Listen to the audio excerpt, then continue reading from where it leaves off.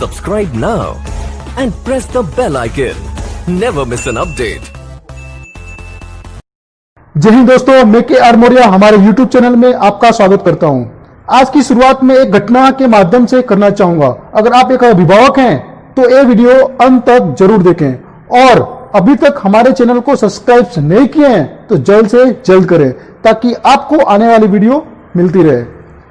दोस्तों, एक लड़का था जिसका जन्म 14 मार्च 1889 में जर्मनी के एक अवधी परिवार में हुआ था। उनकी माता का नाम पुलिन और पिता का नाम हरमन था। जब उनका जन्म हुआ तो उनके अंदर एक अनोखी चीज थी जो उनको किसी सामान्य बच्चे से अलग करती थी, क्योंकि उनका सिर किसी सामान्य बच्चे से बड़ा था। जैसे जैसे वे बड़े होने लगे उनको बोलने में कठिनाई होने लगी थी। 4 साल तक वो कुछ भी नहीं बोल पाए, लेकिन एक दिन जब वो अपने माता पिता के साथ खाने पर बैठे तो वह अपनी चुप्पी को तोड़ते हुए बोले कि सूप बहुत अच्छा था। पहली बार बोलने पर उनके माता पिता बहुत खुश हुए। बचपन में इस लड़के को अपने उम्र के लड़कों के साथ खेलना बिल्कुल पसंद नहीं था और वह अपनी एक अलग दुनिया बना रखी थी, क्योंकि वह हमेशा पेड़ पौधों और ब्रह्मांड के बारे में सोचते रहता था। उनके माइंड में हमेशा यह चलता था कि यह दुनिया कैसे चलती है। जब वह लड़का 5 साल का हुआ तब उसके अंदर विज्ञान की रुचि पैदा हुई और उनके पिता ने एक मैग्नेटिक कंपास लाकर दिया, जिसे देखकर वह लड़का बहुत खुश हुआ।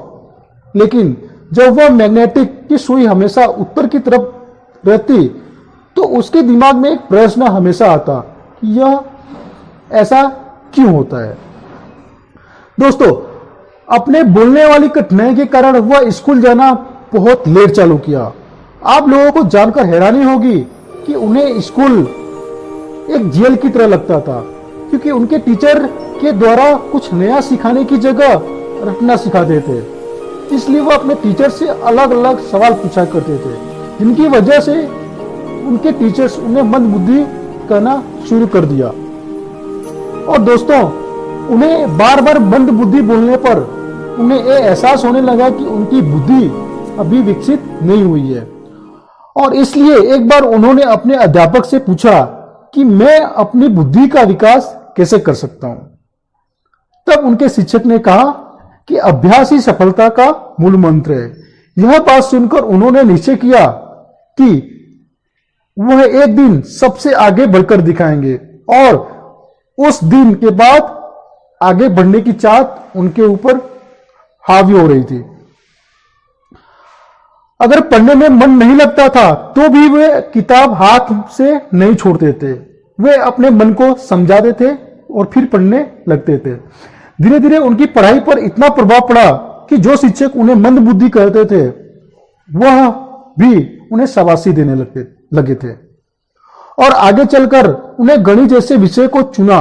लेकिन दोस्तों, घर की आर्थिक स्थिति कमजोर होने के कारण उन्हें समस्याएं होने लगी। फिर भी अपने कठिन परिश्रम और अभ्यास से उन्होंने गणित और भौतिक विज्ञान में महारत हासिल कर ली। और दोस्तों, शिक्षा को लेकर उनका विचार था कि शिक्षा वह है जो आपको तब भी याद रहे जब आप सब कुछ भूल गए हो। समय के साथ साथ वह इतने बुद्धिमान हो गए कि उन्होंने बहुत सारी अद्भुत खोज की। आज की दुनिया उन्हें थ्योरी ऑफ रिलेटिविटी और द्रव्यमान ऊर्जा समीकरण E=mc² के लिए जानती है।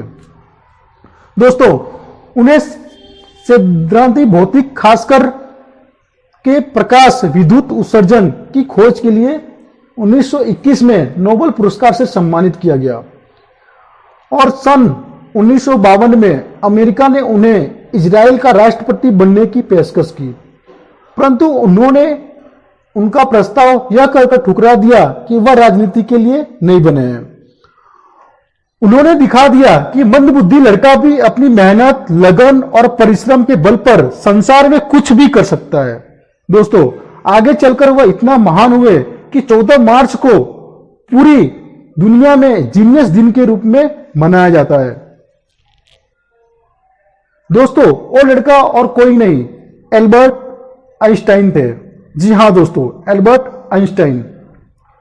इनका मानना था कि दुनिया का हर लड़का या हर इंसान जीनियस होता है, लेकिन यदि आप किसी मछली को उसके पेड़ पर चढ़ने पर जज करोगे तो वह मछली पूरी जिंदगी भर यह सोचकर जिएगा कि वह मूर्ख है।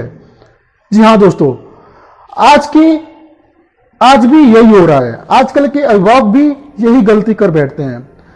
दोस्तों, आप लोगों ने एक फिल्म देखा होगा तारे जमीन पर, जिसमें जो लड़का होता है उसे पेंटिंग का बहुत शौक होता है, मगर उसके माता पिता, उसके टीचर्स कभी भी उसे समझ नहीं पाते हैं कि उसकी हॉबी क्या है, उसे पसंद क्या है, और उसे फेलियर या निकम्मा की तरह जानने लगते हैं और बुलाने लगते हैं।